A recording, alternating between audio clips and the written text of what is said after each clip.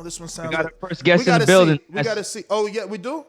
How you doing, Mr.? Yes, we got Mr. Mark Taffet. Yes, Mr. Mark Taffet. How are you? Good morning. I am good. You can hear me fine? I hear you fine. I hear you fine. Perfect. Thank you for coming on the show. We appreciate you taking out the time this morning, and glad you had the time to talk after such a great fight with Savannah Marshall. And obviously the talks are heating back up. And that's, the fight between Claressa Shields and Savannah Marshall. Thank you. Thank you for turning this sideways. Before I get into that, actually, man, I want to talk about your time over in HBO, just so that people understand that you're not just some manager. So you're not just some manager. Like, you have a lot of experience in this boxing game, and you spent some time in one of the biggest networks of boxing, one that really opened up the doors for all of this, really, because I mean, boxing really, we remember it on HBO, us older guys anyway. But yes, can you talk about your time at HBO and when you started there? It's funny to hear you say, so what did you do before managing? I used to laugh when people used to say, what did Paul McCartney do before Wings? They said, oh yeah, he played for that band called the Beatles. So I spent 32 years at HBO. 25 years in the sports department working on boxing and other things, but my bread and butter was HBO pay-per-view, where in 1991 I wrote the business plan, got it approved by a corporation, and launched it and ran that for 25 years, doing 190 pay-per-view fights, generating maybe 58 million pay-per-view buys, $3.7 billion in revenue with the greatest fighters of the last 25 years. It was fun. It was hard work, but it was great fun. I worked with every promoter, every venue, every great fighter from the heavyweight era of Holyfield, Tyson, Lennox Lewis, Riddick Bowe, George Foreman, to the great era of Oscar De La Hoya, Tito Trinidad, Shane Mosley, Fernando Vargas, Miguel Cotto, to the days of Floyd Mayweather, Manny Pacquiao. Did over 20 fights with each of them. Marquez, Barrera, Morales, that whole group, and ended with, in my run, I ended with Canelo Alvarez and Gennady Golovkin and Andre Ward. So it was just incredible. It was history, month after month, year after year. Then 2015, it was time for another chapter. I'm still young enough, with enough energy, and I said, let's do a chapter 2 to this book. And I started my own media company, and the very first thing I did was chase Claressa Shields, frankly, until I got an introduction to her and was able to speak with her and put her in-ring skills and my out-of-ring skills together to make a heck of a lot of history for Claressa and for women's boxing, in a very short period of time. But it's been very, very rewarding and, frankly, more fun than anything I've ever done. How'd the relationship get established? Did you find Claressa and bring her to Dimitri, or vice versa? Was she already with Dimitri Salita? No. Yeah, so I developed the relationship with her. I mean, I stalked her. I admit it. I stalked her until she said okay. And I was introduced to her by Kay Corona, who was her coach, Coach Kay from the USA Boxing Olympic team. There was another gentleman who was a wonderful guy that I worked with who introduced me to her, and we worked together for a while. And then I took over the reins by myself. And I worked with her to turn her pro, because she had a big decision. Her very first big decision was, do I go to the Olympics again or do I turn pro? We talked about it at length. And then I introduced her to Dimitri Salita, who, for many reasons was an excellent choice for Claressa. To be her promoter and still is her promoter today. Tell me why you thought that Salita was the excellent choice in the world of Bob Arum's, Eddie Hearn's, and obviously whatever you want to call the PBC. So the biggest thing is Dimitri is a huge supporter of women and women's boxing. He believes in equality and parity. And he doesn't see gender when he looks at people. He just sees people. When he looks at fighters, he just sees fighters. And that was evident from day one. That was very, very important for Claressa. Also, Dimitri, at the time, was doing a number of shows with Showtime. And Claressa's had 11 pro fights. If you look back, 9 of her 11 I think, have been with Showtime on their various platforms. And you don't take those things for granted. So the combination of Dimitri and Showtime was a wonderful one to, get her career started and moving on the road to making history. And Dimitri really opened those doors and laid those tracks. A number of the other promoters just haven't put women's boxing front and center. The only one who's put it front and center at times has been Eddie Hearn. Eddie's done a great job, with Katie and giving her many opportunities. Recently with Savannah Marshall, Shannon Courtney. He just had Jessica some great. McCaskill. Yeah, McCaskill. I mean, so Looks Eddie's like been a the zone's the supporter, move right and now. that's great. But at the time, Eddie was busy doing some other things when we were making our promoter decisions. And Dimitri was the right guy in the right place at the right time, and he's proven to be just a great ally and a great supporter. So it's been a pleasure working with him.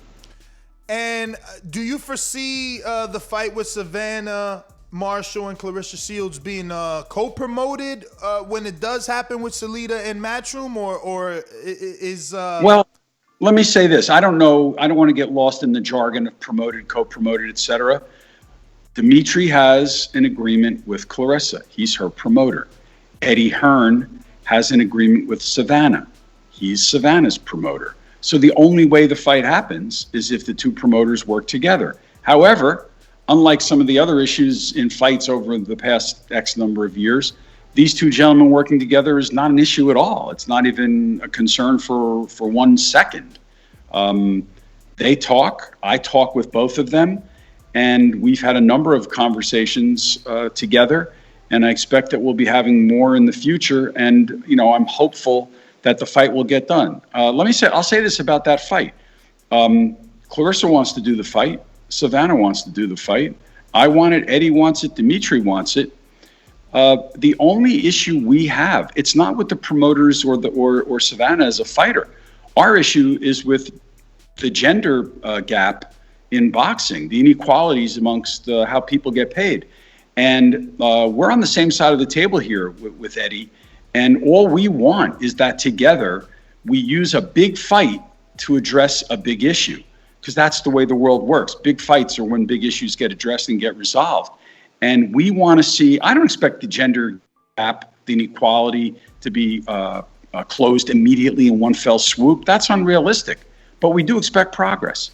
And we demand the progress be made. But I think we're all allies in this. We're going to keep talking until we see progress made to an acceptable level on the gender inequality gap. And when that happens, I think Claressa and Savannah will, move forward and fight one another. What year do you think that happens?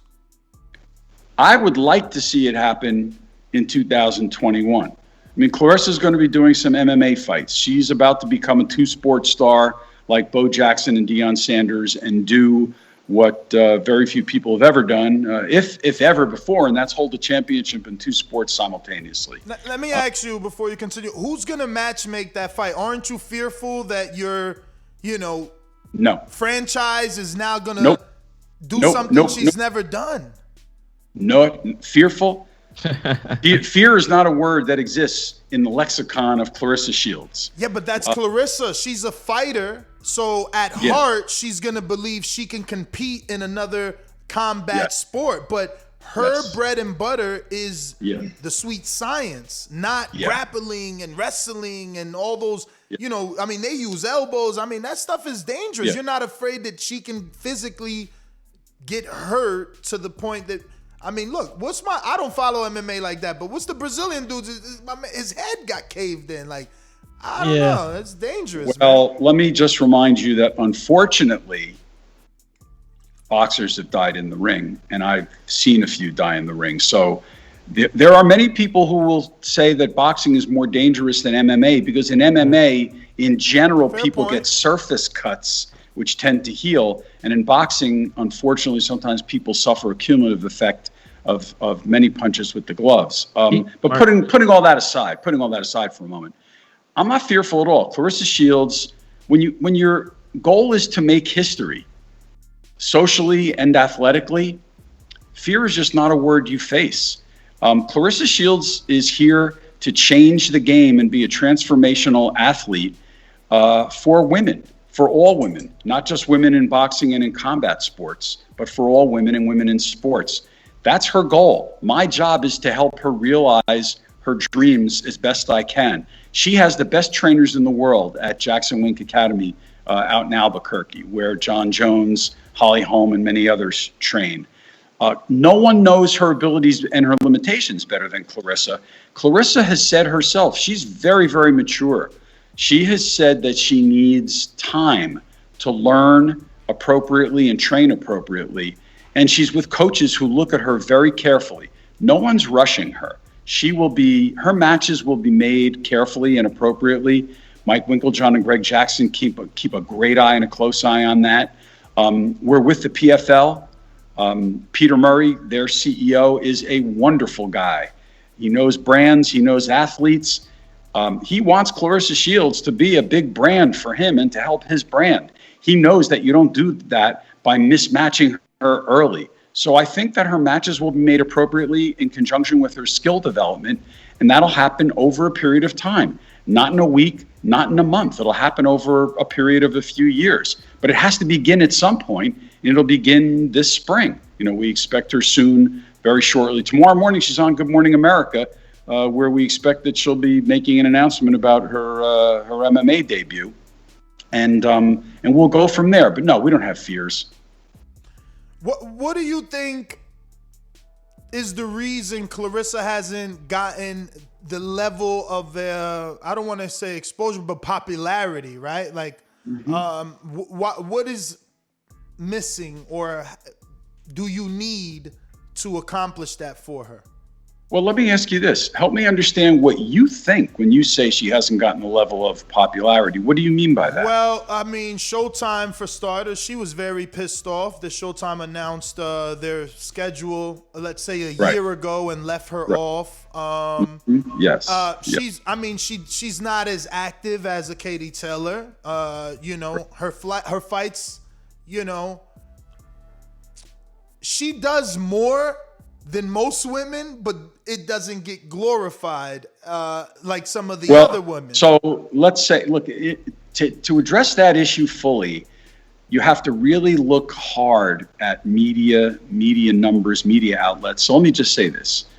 I'm not going to talk about Claressa's athletic accomplishments because that won't address your point. Her athletic accomplishments are off the charts. No one's ever done, male or female, what she's done, let alone do it in 11 pro fights. But Claressa has been on Showtime 9 times. Her numbers are as good, if not better, than most of the men who fight on Showtime. Her media pickup and acceptance is outstanding. She's on Good Morning America tomorrow. That doesn't happen. She's won Sportswoman of the Year twice. She was in ESPN's Body Issue a few years ago. On and on. She's got a feature film made by Universal Studios about her life. She's got a documentary on Netflix. You're going to learn in the next few weeks about a wonderful opportunity that ESPN is extending to her. So I think that her acceptance is as good, if not better, than any other female athlete today, and surely, in the boxing world. Now, within the boxing world, Claressa, Katie Taylor, and a few others have gotten most of the attention, and they deserve getting the attention. So we're thrilled. We think that this MMA evolution and a few things we're working on are the next level of exposure and greatness for her, and we think she's on a great path. So I'm not sure. Popularity is an interesting word because her goal isn't to be popular. Her goal is to be great. And to receive appropriate credit for it and to open doors for many women. A lot of times when you take on the athletic issues and the social issues that Claressa does, popular doesn't always come with it. She's going against the grain, knocking down doors, going against social mores and things that have been in existence for decades, if not longer. She's not afraid to do that. And, Billie Jean King wasn't afraid. She wasn't worried about being popular. So Claressa's going after what she's going for, and she's going to achieve it. Mr. Taffet, how you doing? My name is Francis from Canada. Good morning. Good morning. Just wanted to ask you a question. For those fickle boxing fans who would sit on their couch, sit at their job, and say, Claressa doesn't sell. Nobody wants to see Claressa. How would you respond to those fickle boxing fans? Well, what I say is her viewership numbers on Showtime have been as good as most men and better, as good as all men and better than most. But when you say that, you mean as of late, for the last 2 years, because, people were doing better numbers. Like right now, Jamal Charlo fights, and yeah, he's got some records there that are like 274, but like normal viewer for Broner is 1 million on Showtime, and I haven't Googled it, but I'm pretty sure Claressa's not doing 1 million on Showtime. Well, right? Normal viewer for Showtime. Yeah. Well, anyway, putting Broner's numbers aside, Claressa's done high 300s and mid 400s a few times, way ahead of most everyone on the ShowBox franchise, which is really, that's where she was. And as good as a number on the Showtime Championship Boxing. Yeah, go ahead. Ask your question. Go ahead. No, go ahead. Sorry, I was just letting guys know I'm next. Continue. Sorry. Oh, okay. I got it. Yeah, and she, her media attention, her exposure on big, broad media outlets is as good as any female boxer and as good as most men. This is what I can tell you about boxing. Boxing, for the most part, exists in a narrow silo. Even the biggest boxing fights occur within very narrow silos where you don't go broad, you go very deep. Our goal with Claressa isn't to go deep, deep, deep into the boxing silo, because I don't think, frankly, that that's the silo with the best growth and the best future. Our idea is to take her broader. That's why we're doing MMA. That's why we do broad media outlets like GMA Tomorrow and like ESPN and TMZ. And women's boxing has had a difficult time being accepted in a big, broad way within a boxing silo. But as soon as you take it out of that silo, it does do well and it will continue to do well. My prediction is that when you stop defining women's boxing as just boxing and you get it into a broader entertainment spectrum, as we're beginning to do with Claressa and MMA, I think you're going to see a completely different audience. We saw that happen with Floyd Mayweather at some point. He started to go beyond boxing to a broader, in those days, internet audience, and particularly on some of the major African-American internet sites, where he then took off and became the Floyd Mayweather we know today. I think the same thing is going to happen with Claressa over the next year. I'm not saying it necessarily happens as quickly or to the extent of Floyd Mayweather. That remains to be seen, and that's a hell of a bar set. But it's definitely going to go well beyond the box that boxing sits in, because boxing's walls and ceilings are a little bit narrow. Mark, yeah, you did say you were next. I'm sorry. No, if you got something, go ahead. No, Man. You do go man. for Go it. ahead. Go for Okay, it. I was gonna just piggyback off the back of that, saying that I was excited when Claressa stepped out and did her pay-per-view. Did her pay-per-view show. It was something that was monumental for me, for her to step out and do that. Now, again, the fickle boxing fans are looking at it. Well, Claressa, you did it, but you didn't do it to the level that you would kind of garner the respect of like a Katie Taylor or something like that, with the numbers and the eyeballs, because she did it again on her own, which is massive. Independent. So, I mean, again, you got speak to that for the boxing fans, the fickle boxing fans who are going to have their comments. Listen, you have to love Claressa Shields in a way. I call her Billie Jean King sometimes, the way she's transformational for women. She's also got some Muhammad Ali in her. Muhammad Ali stood tall, didn't care what other people's opinions were when he saw bigger social issues at stake. Claressa Shields said, particularly during COVID, you guys probably saw it, women's boxing in the United States did not exist during COVID. Networks didn't slow it down. They stopped. Women didn't get put to the back of the bus. They got pushed off the bus completely. And Claressa Shields said, you know what? Enough is enough. What can we do? And I said, well, I got some experience in pay-per-view. I'll help the fight. I'll help you get distributed and we'll go. And she said, then let's go. I'm not going to stop making history because some guys at television networks don't want to televise women's boxing. And we went and did our thing. You got to give her credit. She stood strong. She said, I don't care how much money I make or don't make. I am here to make a point that women can fight when they want to fight. Women can make history when they want to make history, and no one's going to get in our way. And she stood strong and did it. I give her all the credit in the world. She is a history maker and a game changer, and she will go down in history as one of the great transformational athletes of her time. Just watch what she does now as a two-sport star and how it opens more doors and avenues for her. But this girl doesn't know the word no, and she doesn't know what stop means.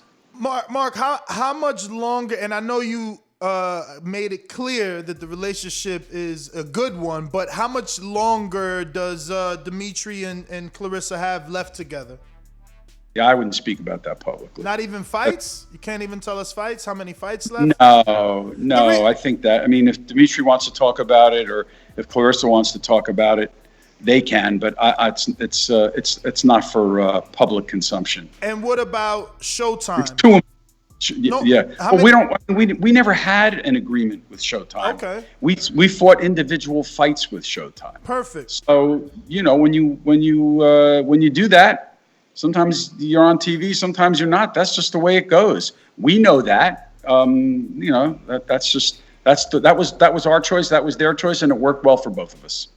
No, which gets me to the point. I only wanted to know that because obviously Dazn helped McCaskill become undisputed during COVID. So, you know, they have shown that they're invested in women's boxing tremendously. Yeah. Well, when we talk with Eddie Hearn about fighting Savannah Marshall, obviously Dazn and Sky TV are the places where Eddie does his boxing. So we know Dazn is supportive. As a subscriber, I know they've been supportive. It's been great. And, you know, we'd be thrilled to fight on DAZN with Claressa. We think it's a great place to be. And if the Savannah Marshall fight happens, I imagine there's an excellent chance it'll be on DAZN. Now, as a one-off, or do you want to have her get like a 3-fight deal so she can fight on the platform? Because she last 3 years, Mark, only 1 fight per year. Like, I want to see her fight more than that. Yeah. Well, I will say this. First of all, when fighters become big stars in their own world, you know, in women's boxing, Claressa's it. Twice a year is usually about what they fight. The big fights don't take place more often than that. There's less tolerance for smaller, less meaningful fights. So those big ones twice a year is about what they do. The last couple of years, COVID took a big chunk out of the schedule. And there were some injuries that took place. You know, the Hammer fight was set back for a while because of injury. The Ivana Habazin fight was set back for an injury. Claressa herself had a slight knee injury for a few months. Those things happen. Other than that, she would have been fighting twice a year for sure in those years. And I think twice a year is about the pace you can expect her to be on for the remainder of her career. But in terms of a multi-fight agreement, we don't have it as a goal to do a multi-fight agreement with a network. We'd be happy to do it with the right network, with the right deal, with the right doors opening. Part of it is assessing the landscape and seeing where the opponents are and who they're with. Because, you know, one of the downsides of a multi-fight agreement with the network is that you can only fight the fighters that tend to fight on their network or the promoters that they work with. So we have to carefully assess that to make sure that that when the goal is to expand women's boxing, that we don't do something that creates limitations, even if it makes the road a little bit harder. And as you know, or as you pointed out, sometimes, you know, that multi-fight agreement, it's sweet. It makes for an easy night's sleep, but it doesn't necessarily make for the best path to make history. And with Claressa Shields and her goals, we do have to assess all of those variables. I'm so excited to just ask this next question. You see me kind of antsy waiting for you to finish it. And it's because I think that there is a 4-fight deal, deal with DAZN, right? Like, obviously, the Franchon Cruz Dazn rematch, absolutely. Great fight. She's the first of all, she was the first one with the guts to get in the ring with Claressa as a pro debut. And Claressa defeats her, so the story sells itself. This woman went on to become unified. So someone that Claressa beat is that great that she didn't become champion. She became a unified champion. But then there's the storyline that Claressa herself created when Dazn had a tough fight with Alejandra, and there was the whole, you know, popping of the PEDs. Claressa said, I would make that fight a lot easier. I want to allow, at the time, Franchon had on paper lost. So she was like, I would rather allow Franchon to avenge that, but I would love that fight. And me as a boxing fan, it's a big fight. It's a big fight with Alejandra, which also prepares Claressa to get back into that division, because when she fights Savannah, it's going to be a heavier fight. So, you know, the other one that I'm thinking is, obviously you can throw a Hannah Gabriel's rematch in there. Absolutely. Great fight. Or maybe the first fight, since Claressa's at her lowest now, the first fight be undisputed versus undisputed. Catchweight McCaskill, then get those heavier girls to finish with Savannah the fourth fight. So and there's no other network that can offer you that type of schedule or those names. Yes. First of all, is my background noise okay? Because there's some talking in the background. No, it's you fine. sound good so you're far. Pretty good. Good. So, are you working for the Zone? No. Oh, because I was going to do the negotiation right now with you. We could make a deal. I'm working for Claressa Shields. Yes. I think that those 4 fights in a nice active, like you said, two fights a year. That's a 2-year deal. Listen, and it puts her out there in some nice fights that people would be. Let me say this. So Claressa and I always have a 2-year plan. We always, in every fight, we have to make history of some sort, because that's who Claressa is, and we always define what the history is. I'd love to see Claressa be a 4-division champion. That means either you go to 147 or you go to 175, and there are fights to be made in those divisions. Wait, not 175, right? You're gonna make Savannah fighter at 60, no? Or 68, 175? Well, we're not going to make Savannah fight her at anything. Savannah's going to fight her whatever she wants. But yes, no, Savannah and Claressa would be at 160. Okay. But I'd love to see Claressa do a fight at 175 for a light heavyweight title at some point. There's some really tough fighters there, some great fights. Listen, I worked with Roy Jones at HBO when Roy, at 160 pounds, said, I'm going to fight John Ruiz for the heavyweight championship of the world. He went and trained with Mackie Shilstone, and he went and did it. You know what? When the right heavyweight champion exists, Claressa Shields could move up and fight for the heavyweight title. If you want to make history, you don't know what limits are. You just know that I'm look up at the sky and I'm going through it. And Claressa said she'll go to 147 if it means she has to lose her butt. She wants to get paid if she has to lose her butt. That's a quote from her. But she would fight Katie. She'd fight McCaskill. Claressa will do anything to continue to make history and show that there are no limits for women when they set their mind to what they want to do. Now, do I think that Fran Chong would be a great fight? Great rematch. Hannah Gabriel's great rematch. And then we look. I didn't think Katie was an option. How about Alejandra Jimenez if she comes back and gets herself, re-sanctioned and cleared from her? That's another big one, let alone going down to 47, for a Katie or a McCaskill. There are great fights to do, and we'd love to do them all. No, I'm with you. Whether that means, now a multi-fight deal doesn't necessarily mean you get those fights. Believe me, a lot of times multi-fight deals sit on the shelf and get dusty, and you say, when do we get to pull it off the shelf? But forget the deal for a minute. Those fights, absolutely we want to do those fights.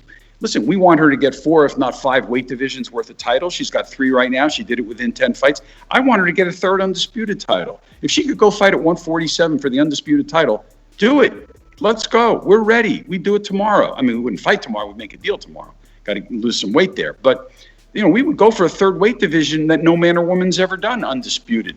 This is about history. We're going for 3-minute rounds soon. Then we're going to go for 12 rounds. I mean, Claressa Shields will know no bounds. She will continue to make history and do what others think is impossible. The only thing that I grit my teeth and shudder about is people have asked me over and over, when's she fighting a guy? And I have to say that's the one thing that I do step back and I pause and say, I'm not sure how to think about it or how to answer it. But I think Claressa can do virtually anything she wants to do. And let her do it. And let her show young women around this country that you can do anything you want.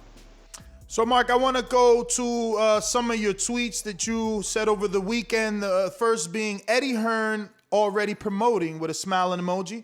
We bring Big Gate. He brings Dazn Sky. If they really want it, time to narrow the gender pay gap. And please get a license plate for the 2 UK judges who had it 98-92 for Shannon.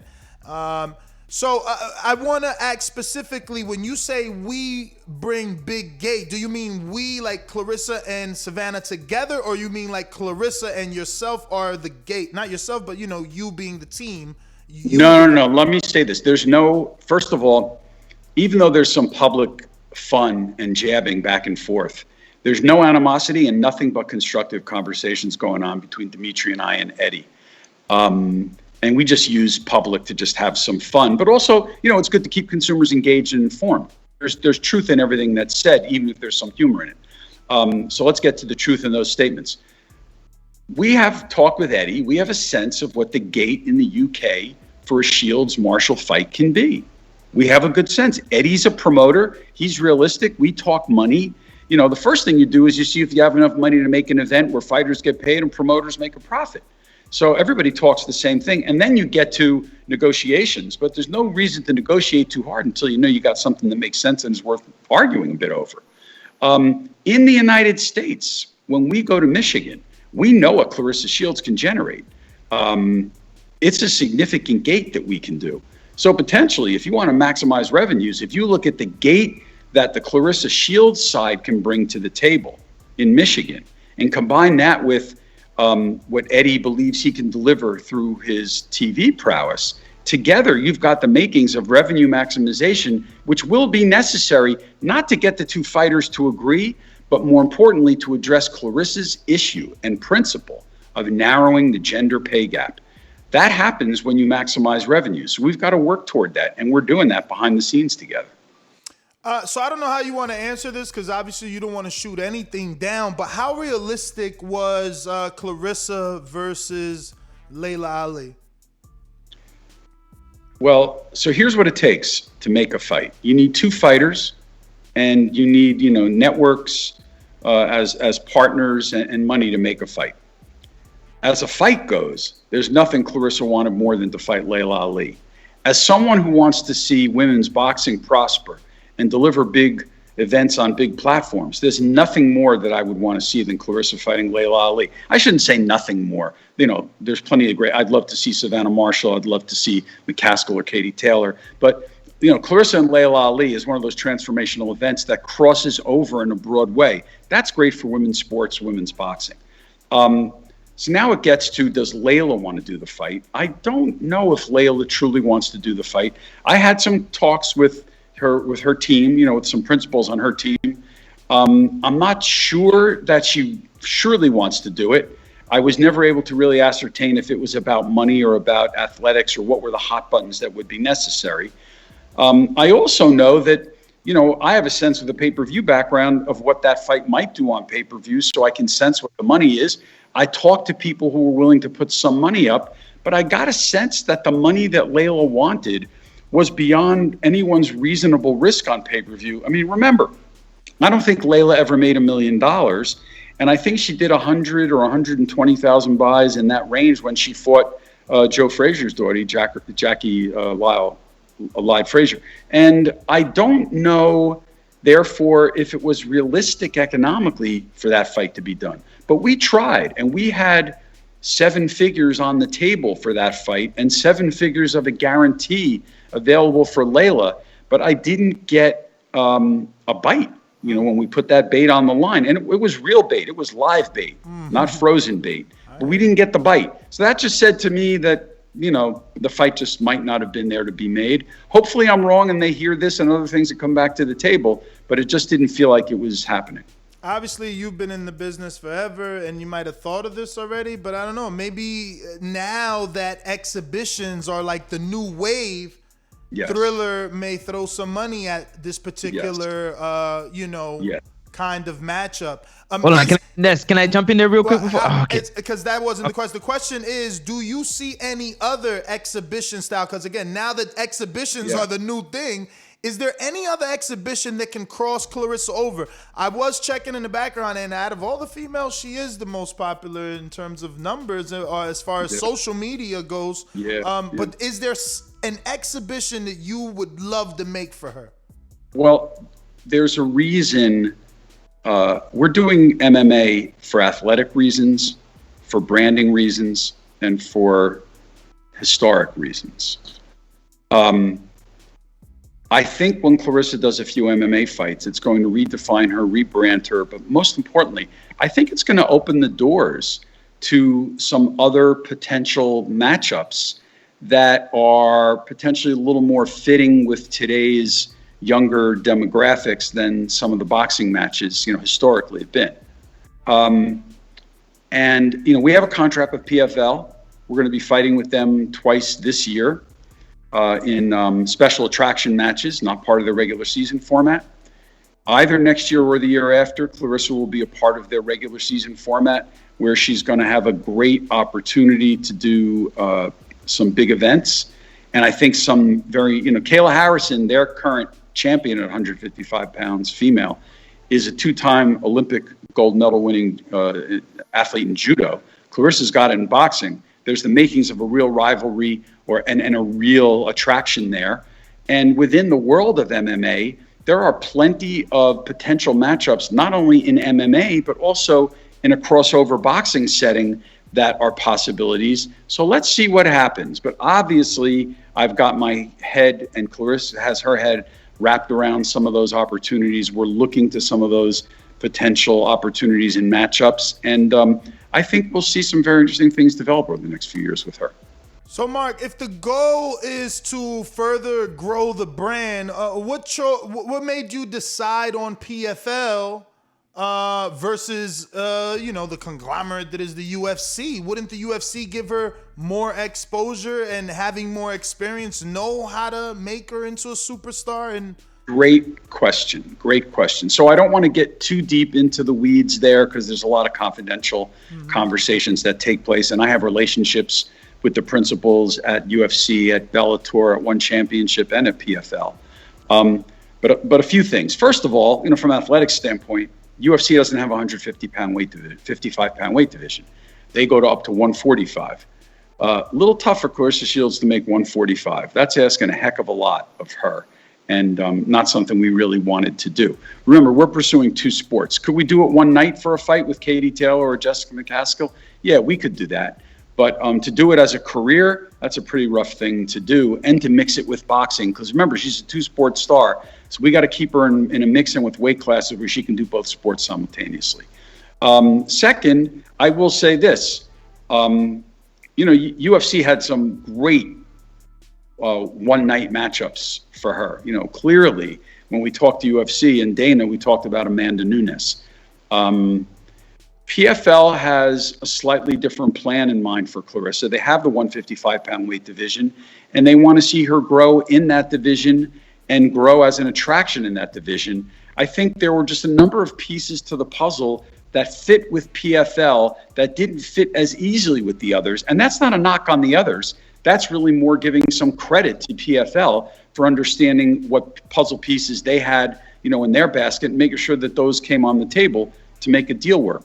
I love the fact that PFL right now is on ESPN. As I said, there are going to be some other things with ESPN you're going to see announced over the next few weeks that are going to be real brand builders for us and for Claressa. I love Peter Murray. He's a great executive. He thinks big. He thinks broad. He thinks out of the box. Again, Dana White, and Scott Coker do the same thing. Right now, we're with Peter. We're thrilled to be with Peter, and we're going to make history with Peter and see where that takes us and where that takes him, and we're going to give him 150%. And real quick, Mark, how you doing, man? My name's Alex Linus. I know I've been quiet here. I had a question about you are the president of the MMA Pro League, correct? Mm-hmm. Yes. And I was just curious to know when did you really decide that you wanted to dabble into the sport of MMA, and will we be seeing Claressa Shields fighting in MMA Pro League? So the quick up and down on MMA Pro League is I have a partner, Hani Darwish, who's a lifelong practitioner. He knows every fighter, every gym, every promoter, every venue, everything about MMA. He's a black belt himself and a great practitioner and a great coach, in addition to being a caricature, and a promoter. Hani and I got together after I left HBO. We spoke my business skills and my media background, his MMA skills and background together. Hani had a great idea, which was doing MMA Pro League as a team-based concept. I loved it. I thought it had a lot of legs. And we went and put our heads together and we did a match. We tried it out. We wanted to do a proof of concept. We did it in Atlantic City a few years ago. We loved it. And ever since, we've been refining it, improving it, and working on financing for it. We don't quite have all the ducks in a row yet, but we continue to work on it patiently because, good businesses sometimes take time to line up the right way. But we continue to work on that. But it doesn't compete with or any of the existing concepts or brands that are out there. And I learned a long time ago at HBO how to put walls up between fights, fighters, and various interests, and I do it very well. And, my management of Claressa and working with the folks I work with in MMA, as opposed to, my potential future interest in MMA Pro League, won't conflict either. And because you always do what's best for the athletes, or you don't deserve to be managing them. So we'll see where it goes, but I'm excited about it. And I had another question, just because, I know that MMA has a lot more probability for injuries, right? We can argue the back and forth, which is more of a dangerous sport, but both sports have their risks. But MMA, and me also, for a long time, being a gym rat in MMA and helping the other guys prepare for fights, I know that you can, get your arms extended, your height, there's a lot. You get judo slammed on your back. So how much of a concern is that, and what kind of control do you feel you have in protecting a Claressa Shields from, maybe obtaining a risk that might affect her boxing career and just her combat career, period? That's a great question, asked very well with a great understanding of the issues. So I really appreciate that. In fact, I made a couple of mental notes based on what you just said, and I'll be thinking about some things too. We understand that boxing and MMA are combat sports. That means you have risks in the ring, you have risks in training. We understand that unlike what Bo Jackson and Deion Sanders did, where they pursued sports in separate and defined seasons, our sports don't have seasons. They happen when they happen. And it means that there's going to be a lot of overlap. It means you got to have the right partners. Both Dimitri Salita and at Salita Promotions and Peter Murray at PFL understand that for this to work, Claressa needs to be a star in both sports, and therefore we all have to have flexibility in what we do and how we do it. I've had long talks with Mike Winklejohn about how we modify her training regimen, particularly in the early days as she's learning. She's learning all of her skills, but there's certain risks that she's not put in front of on a regular basis, which you don't need to do early on. Those will be more important and more required, I think, as she gets more experience, more skill development, and potentially gets closer to participating in the full season with PFL, which could be next year or will be for sure the year after. So there's going to be an evolving process here of taking on risk in training as she evolves as a fighter. And yes, it's going to require some flexibility, and it's going to potentially have some bumps in the road, and there could be some injuries, there could be some schedules changed, and I'm sure that both the folks in boxing and MMA are going to lean on us a little harder as we develop in both, and particularly develop in MMA, and we'll have to do it at that point, be more mindful and respectful of their needs, the organization's needs that we're with. But we will, and hopefully we'll do our best to navigate through that tough landscape. But you're right, it'll be a tough landscape. And just real quick, and that's before I pass it off, women like Heather Hardy, Amanda Serrano, who have been both boxers and in the MMA sport, do you feel that the cross? Holly Holmes too. Yeah, Holly Holmes too. Yeah. Do you feel like that has helped them? Crossing over to an MMA sport, has that helped their boxing career? Do you feel that? Good question. And also, if you feel that that it didn't much, what is the difference between what you're going to do for Claressa Shields that maybe wasn't done for Heather Hardy and Amanda Serrano? Let me say this. Claressa becoming a two-sport star isn't about her becoming better in boxing as a result of it. She's choosing to be a two-sport star because she wants to continue to make history and go where no athlete has gone. That's why she's doing it in a combat sport. That's why she's going to pursue 2 championships simultaneously. These are things that most human beings can't dream of, let alone try, let alone go out and do. I think Claressa Shields can do them. She feels that for the most part, she understands exactly what she needs to do to train for a boxing match.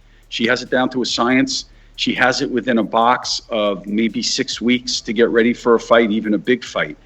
So we don't feel it's going to sacrifice her boxing at all. And if we do this right with 2 boxing matches and 2 MMA matches a year, basically, we can navigate the training and still basically have 3-month windows where she's got plenty of time to develop and grow in each sport.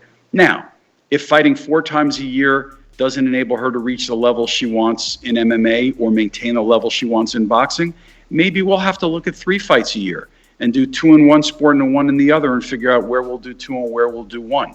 All of that, I understand, is something we have to be flexible with down the road to enable her to realize her goal, which is to make history. Look, the PFL wants to have the best product possible for PFL. Dimitri Salita wants the best possible product for boxing. Claressa Shields wants to make history. So my job is to help her navigate and continue to make history. And, we're going to do that to the best of our ability. But, you were all raising some good points that will clearly occur along the way. But as I said, our goal here is not to sacrifice her boxing nor to improve her boxing. It's to make more history along the way in 2 sports. And we think we can still pursue her boxing history. The only issue with boxing history to me will be weight class issues. As long as she's in roughly the weight class she's in MMA, we have no worries. Now, she loses 20 pounds, sometimes more when she fights and trains for every fight. Remember something. Here's a huge benefit about how MMA will help boxing. She's fighting at 155. She's fighting all year long. She will always be in shape. She will always be near weight and always be in shape. Losing weight to make a boxing match is not going to be what it's about. Even if she has to go to 147, she'll be within 7 pounds of that weight when she's doing MMA. She's going to be an athlete who on very short notice can be in shape and be ready. She won't have to focus on weight. She'll just have to focus on opponents and on specific skills, particularly in MMA. So there's a huge benefit there to being a 12-month year-round athlete. Now, how long can she do it? For how many years? We'll see what she, was able to do physically. We'll see, mentally and emotionally what she chooses to do. But the truth is, she's got God-given ability to do whatever she wants to do. We'll see what she chooses to do. I was actually moving on. Well, before you explained that, I was actually going to also ask you, navigating. You said it yourself. This sport's not a sport that has season, and I think MMA is probably pretty much the same way. Yeah. So I was just interested in listening and hearing to you explain how much harder do you think it's going to be for you to manage? It's hard enough trying to get Claressa Shields a fight in boxing and scheduling and injuries. So many factors that happen within the sport that don't allow certain fights to happen. And now you're going to be trying to navigate 2 schedules, boxing and MMA. How much difficulty do you think you're going to have doing that? And, is there a solution for that? Yeah, there is, definitely. We've thought it through. We've had long talks about it with both Dimitri Salita and with Peter Murray and his colleagues at PFL. So first of all, let's go year by year. In 2021, Claressa will fight twice in MMA. Hasn't been announced yet, but I know when those fights are going to take place. And they absolutely allow us, and Dimitri knows when those fights will take place. So by coordinating and working together and having regular communications flow with both Dimitri and with Pete Murray at PFL, we can maximize her schedule. Dimitri's already planning. We're talking with Eddie Hearn, knowing what the MMA schedule is and knowing exactly how and when we can make a Savannah Marshall fight if the economics work there. So that's 2021. Now, 2022 in MMA, Claressa will either do 2 more special attractions like she's doing this year, or she'll participate in their regular season schedule. We know the timing of what those schedules will look like, and as a result, we know exactly where the gaps will be to schedule boxing. So as long as we know that well in advance, we can go navigate and schedule a boxing calendar. I'm not saying it's easy, but when you've been around the block as often and as long as I have, and when you've worked through these scheduling issues as well as rescheduling issues, get a sense of how to do it. We're going to have almost perfect information about PFL's season well before their 2022 season, as well as and boxing can be done at any time. And I know the biggest, best seasons in boxing when historically the networks like to program. Knowing that, we'll be able to navigate it. You just have to be fully informed, and you have to keep your partners fully informed. And I've always been collaborative. We have 2 great partners who recognize that their self-interests have to be left at the door a bit when they step in the room to talk with us about Claressa Shields. And we're all going to do what makes history, because in the end, that's going to be what's best for every party in the Claressa Shields business. Stupendous. And we're talking with Mark Taffet, the manager of Claressa Shields. Follow him on Twitter at Mark Taffet Media. Mark, do you have more time? You've been on 50 minutes. Yeah, I mean, I don't have much more time because I have another obligation I have to fulfill soon. But if a few more ideas or topics, if you want to pursue them, we have please a few do. questions here from the people in Newark, New Jersey. King Amin says, "Peace, champ. What's the best inside story about any of the HBO fights that you were involved in making? Any crazy stories that you can share about fighters, entourage, their pre-fight rituals, shady dealings, and anything like that?" Well, first of all, one of the reasons I was able to maintain my status on top of the sport for 25 years was because I respected confidentiality and sensitivity. And, I got to see everything. I saw everything the promoters had.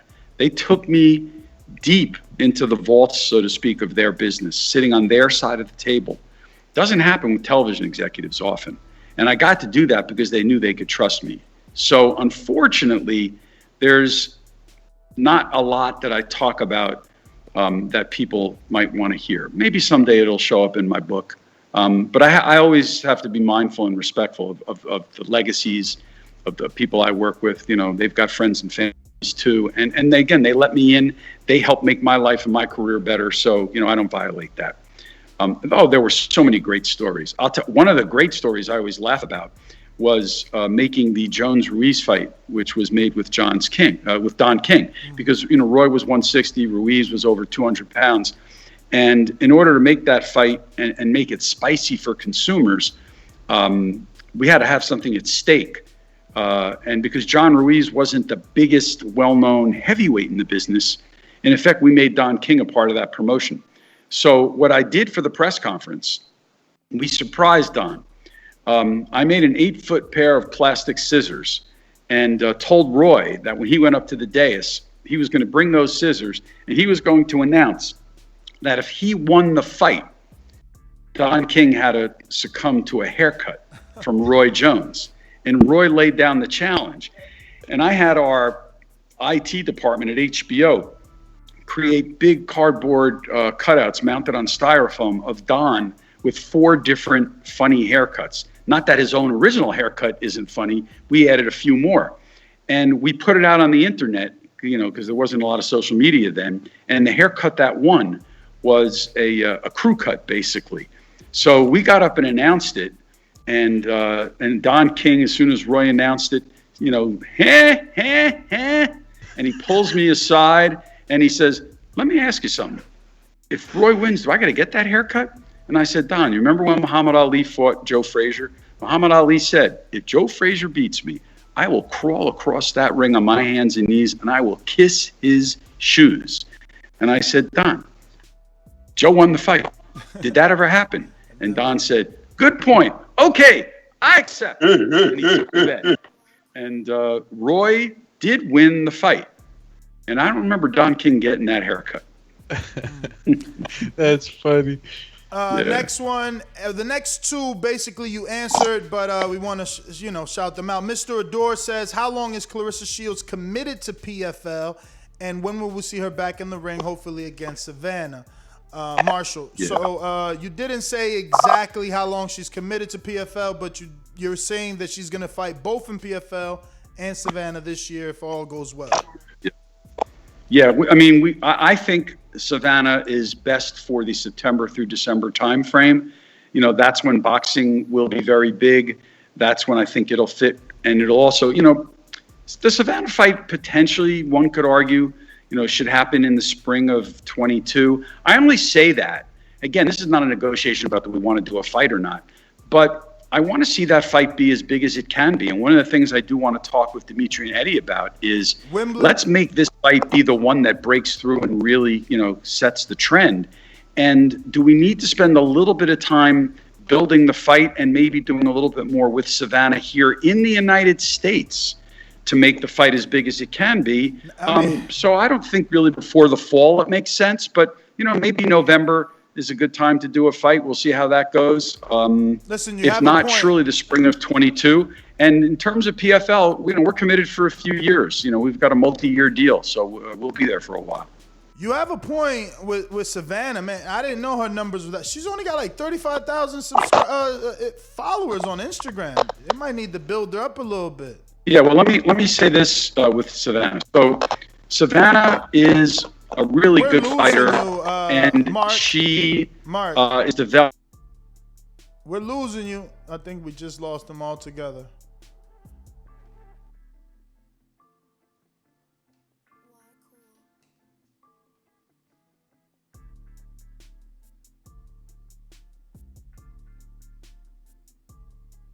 Yeah, we Frozen in time. yeah. He was giving you the people, the Hulk Hogan, like, did you hear that? Yo, Claressa Shields, champ. Double sport. She ain't a two division, she a two sport champ. That's what she wants to be. I mean, look, I'm gonna have to look back and see if Amanda Serrano became a MMA champ. I'm not sure. I don't know if Heather became a champ, or I know Holly Holmes did become UFC champ. But then they got taken, obviously. But she was champ for a little bit. So we'll see what's up, man. I'm excited. I'm really interested and excited to see how this plan pans out. And you know, the key point that he put emphasis on is that she wants to be great. You know, she wants to do things that nobody's done. She's on her Muhammad Ali ish. You know, so you know, mad props and kudos to Claressa, man. Yo, that picture is hilarious. Shout out to Bo and Bama that found that. He you know, he's a Don King fan. So, but let me upload that so y'all can see the whole peak. Bro, my boy looks like. The only thing I did was threw a lot of money at them and gave them integrity. Shout out to Don King is like, bro. Bo with the ill intro, man. I gotta hear Bo. You gotta call him. I need to hear that intro, man. Let's go to these callers. Looks like we lost Mark, but you know, we thank him for coming on. That was a good enough interview. I know he's Absolutely, busy. very knowledgeable person, man, and Yeah. been around for so daggone long. You know, I thought you were gonna jump in. Yeah, he's been in the game for so daggone long, man.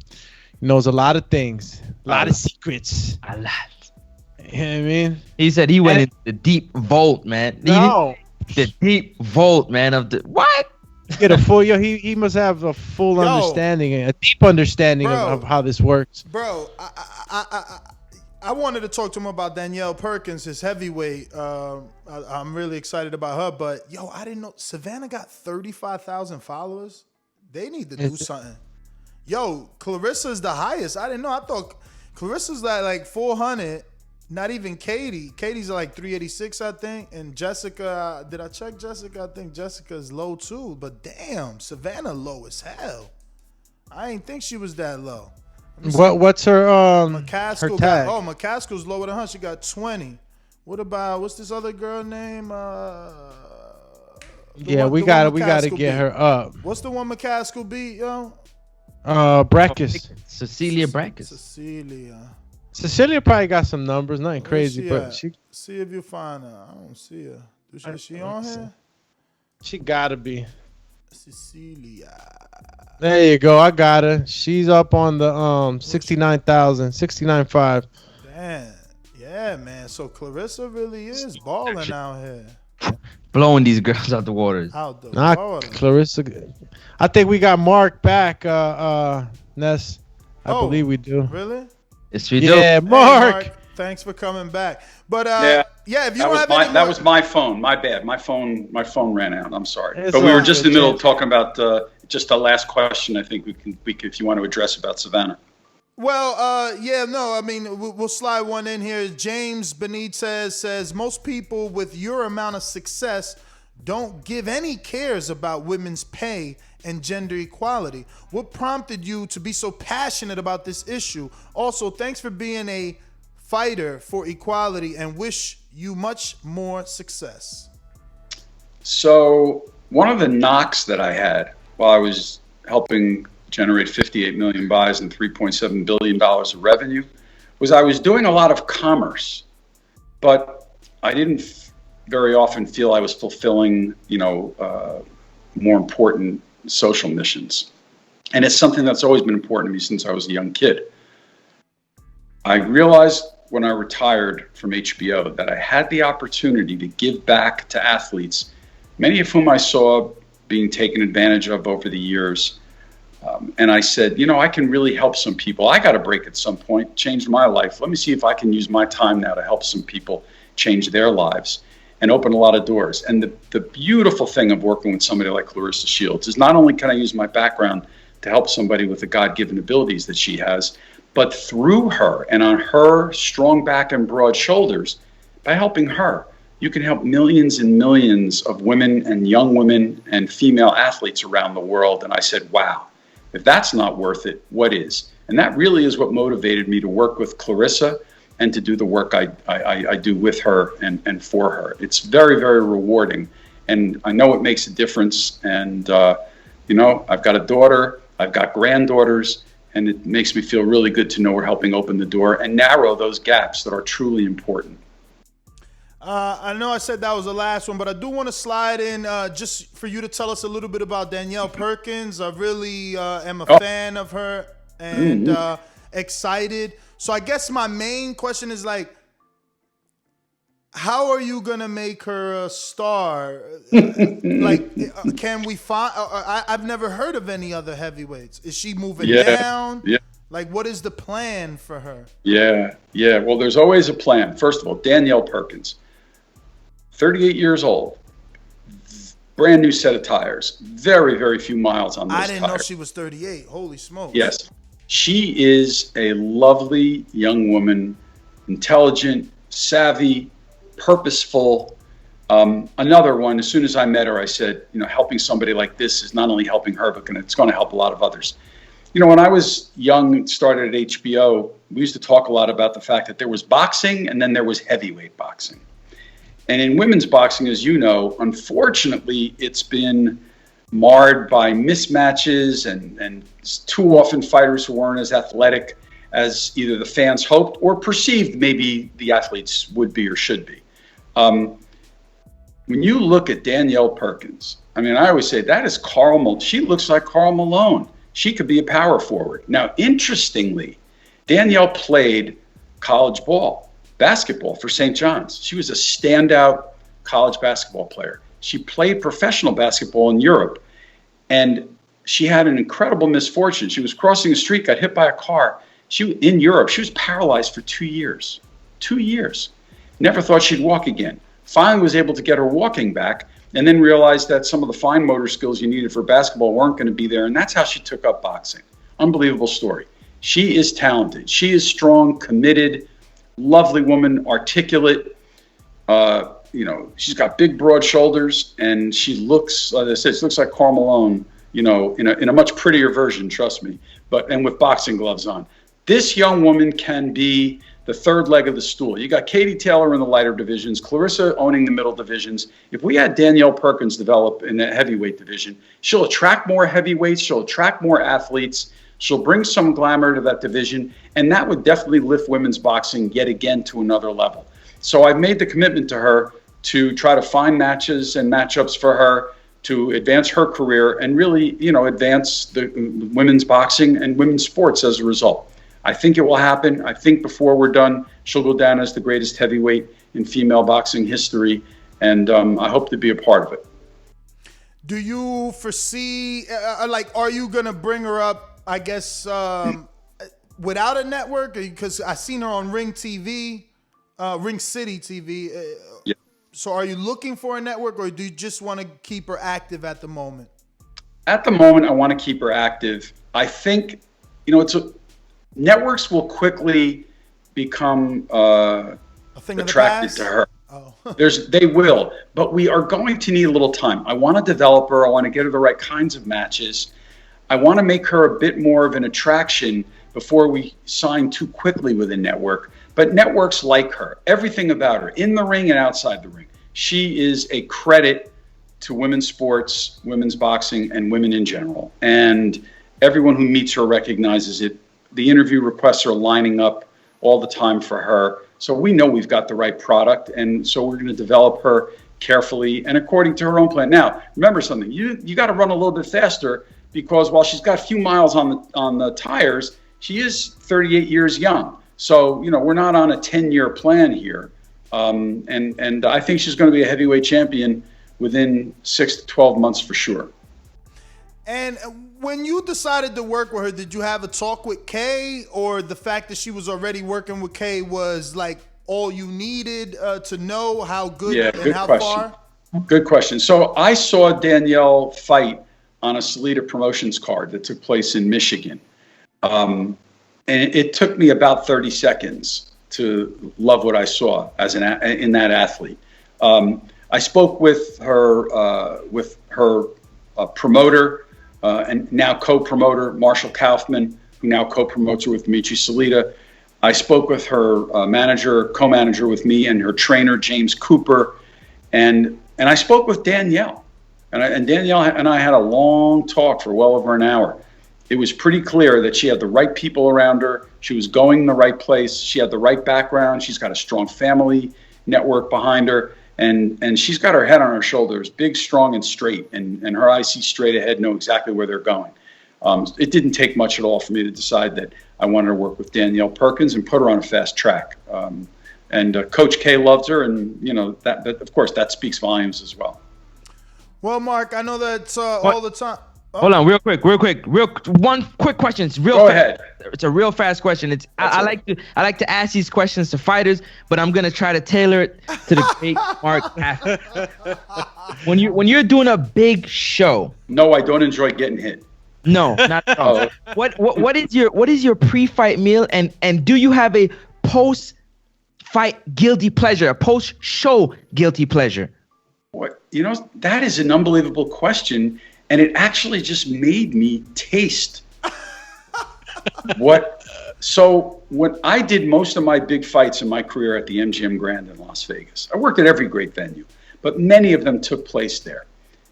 I love sushi. And the MGM Grand had for many years, my wife and I used to go there every time we went. We'd go there every night. It was one of the greatest sushi places ever. I used to go by myself before a fight, before I had to go to the arena, sit by myself, have a couple of sushi rolls, and just think about the card, the historical issues at stake, what we needed to make that card work. That was my pre-fight ritual for years, well over a decade. Post-fight, I just wanted a glass of red wine to relax and really savor, is what the red wine equaled in my mind. It allowed me to savor what we did, reflect on it, enjoy it for a moment, because it's hard work and you're focused. You're focused, like a dog when you're doing those fights. When they're over, you take a little sit back time and say, wow, look what we did. And also you take the pluses and the minuses. How did we do? What should we have done better? And the red wine, the glass of red wine symbolized that relaxed time for me and that thought time. So great question. Glad you asked it. Thank you, Mark. Thank you for being a great sport. All right. Take care, guys. Thank you. Take care. There you have it, ladies Nice and speaking with gentlemen. you. Mark Taffet, manager of Claressa Shields and of Danielle Perkins. Beautiful interview. Yeah, man. So catch us on the next one. If you enjoyed the video, feel free to hit the like, subscribe, and share. As always, if you want to support us to the next level, head over to the patreon.com/ThaBoxingVoice. We have tons of exclusive from Border Wars, from title, betting shows, the list goes on and on and on. But in addition to that, if you guys have questions for fighters, trainers, and promoters, this is where you can submit them. We will run out, get these questions answered, and put it back on the show just for you guys. Appreciate it. Peace.